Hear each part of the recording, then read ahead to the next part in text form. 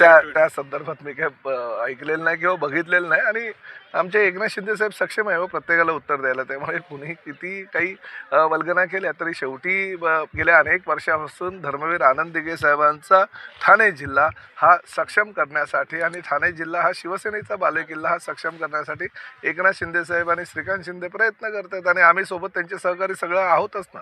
एकनाथ शिंदेंना वारंवार आव्हान देत आहे, कुठं खच्चीकरण करण्याचं मला नाही वाटत की एकनाथ शिंदे साहेबांना ते आव्हान देत आहे. शेवटी एकनाथ शिंदे साहेब ह्या राज्याचे नेते आहेत, त्यामुळे राज्यामध्ये पक्ष आणि संघटना वाढवणं हे एकनाथ शिंदे साहेबांचं काम आहे. आज विचार करा की एकनाथ शिंदे साहेबांना 3-3.5 वर्षापूर्वी जी लोक म्हणजे कमी लेखत होती आज त्यांनीच दाखवून दिलेलं आहे. झालेल्या नगर परिषदेच्या निवडणुकीमध्ये, महापालिकेच्या निवडणुकीमध्ये, येणाऱ्या जिल्हा परिषदेच्या निवडणुकीमध्ये शिवसेना हा क्रमांक 2चा पक्ष हा ठरलेला आहे. विधानसभेमध्ये आम्ही दाखवून दिलेलं आहे.